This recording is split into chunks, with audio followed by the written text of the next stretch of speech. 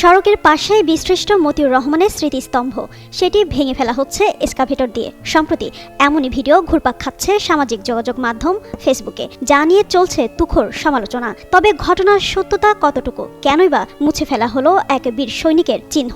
সমালোচনার মুখে এবার নীরবতা ভেঙে মুখ খুলল প্রশাসন, জানালো প্রকৃত ঘটনা। মুক্তিযুদ্ধের চেতনা ও শহীদদের আত্মত্যাগকে অস্বীকার করে ইচ্ছাকৃতভাবে বিসৃষ্ট মতিউর রহমানের স্মৃতিস্তম্ভ ভেঙে ফেলা হয়েছে এমন দাবি করেই মূলত সোশ্যাল মিডিয়ায় এর স্থিরচিত্র ও একটি ভিডিও ছড়িয়ে দেওয়া হয়।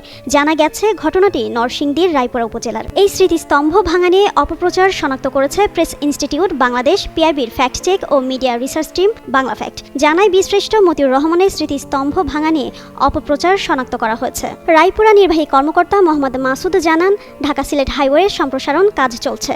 বিসৃষ্ট মতিউর রহমানের স্মৃতিস্তম্ভটি রাস্তার কাছাকাছি থাকায় রাস্তা সম্প্রসারণের জন্য সাময়িকভাবে ভাঙা হচ্ছে। তিনি এও বলেন, রাস্তার কাজ শেষে আবার ঠিক একই স্মৃতিস্তম্ভ নির্মাণ করা হবে।